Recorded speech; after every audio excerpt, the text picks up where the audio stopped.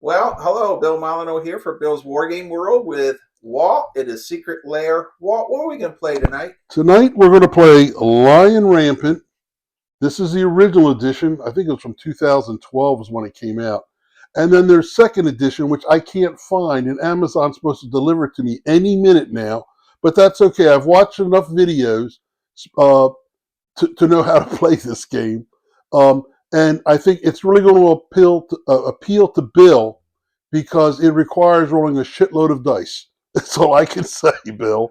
But they've come out with various, like there's a Lion Rampant that's a Crusader version. They've got one for the Dark Age Viking version.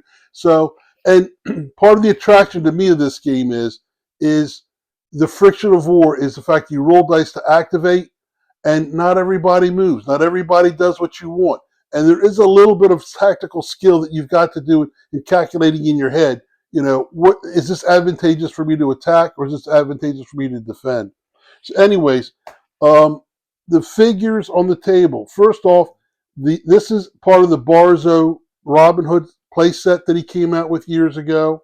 Um, the village over there, same thing, part of the Barzo playset that's out there. Okay, let me get that village. Now, It's that's a foam? yeah, it's a expanded foam, and it came already, pre-painted, kind of like what Atherton does with some of their stuff. Okay, and I'm gonna have you describe what army you have in front of you. I've gotten around the other side. Well, these are basically just two generic armies. They could be Baron's War. A lot of what I'm working on is basically towards the Hundred Years' War, which I left that book upstairs. Um, but yeah, the way the armies, it's almost all expeditionary force.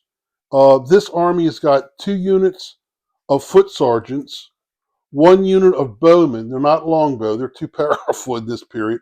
Actually, for the Hundred Years' War, it would be right to have longbows though. One unit of mounted knights, which are your elites, and 2 units of mount. I'm sorry, these are foot knights. 2 units of mounted knights that have what's called wild charge. Um, the other side, because this is our first game built, it's identical in force. The only difference is our bowmen are on opposite flanks.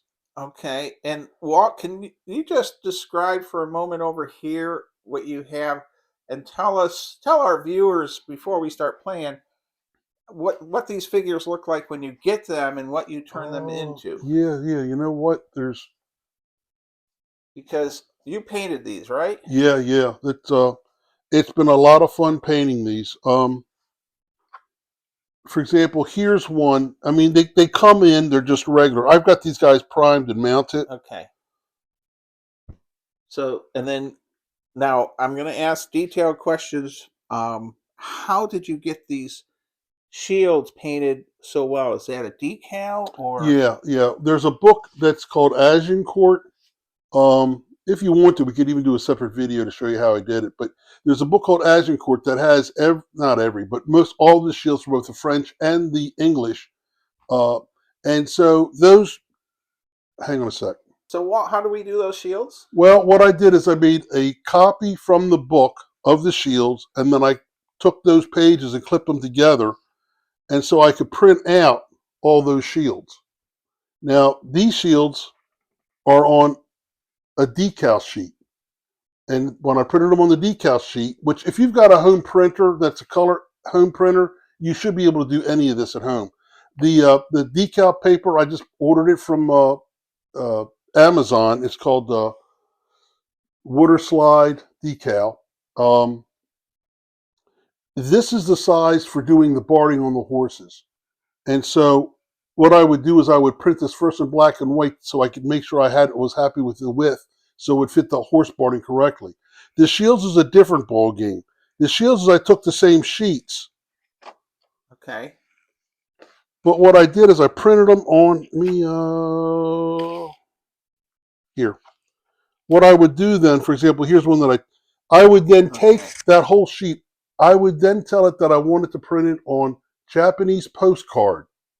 And by doing that, the shield doesn't exactly fit the shield on these guys, but it's a little bit smaller. Okay. So the result is it goes right on, and you just paint the trim around it.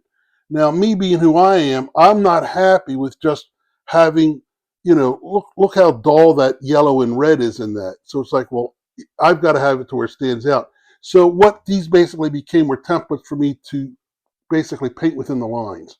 So if you take a look like at this one, this figure, I painted the shield yellow underneath, put on the decal.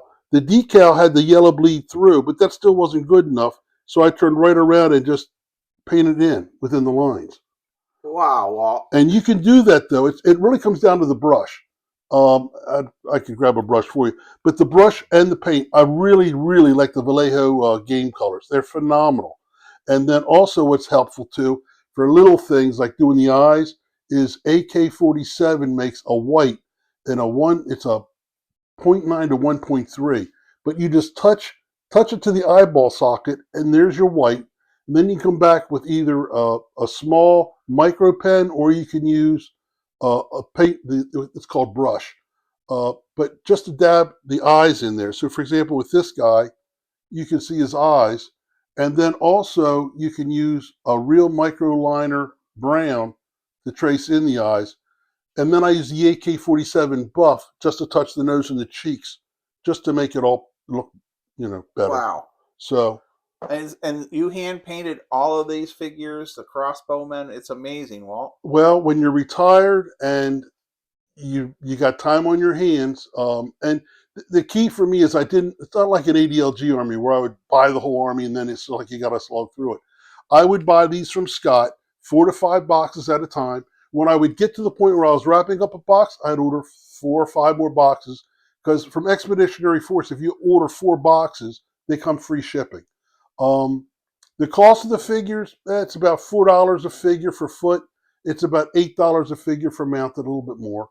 But it's one of those things that you start. You're going to go. I was originally only going to do this for Blood and Crown rules, which don't require many figures. But once I got started, it was so much fun painting it. It's like I couldn't stop. So now I've got enough to have 6 players, like at a convention like Historicon, to play Lion Rampant. And now I'm realizing, having set up this table, that I'm going to need a bigger table. Wow. All right, Walt. I can't wait to play. Stay safe, be kind, be courteous. We're going to be probably putting this video in with the other one, and we'll also do this as a separate video. Be true to your school. Oh, yes. Kevin, be true to your school.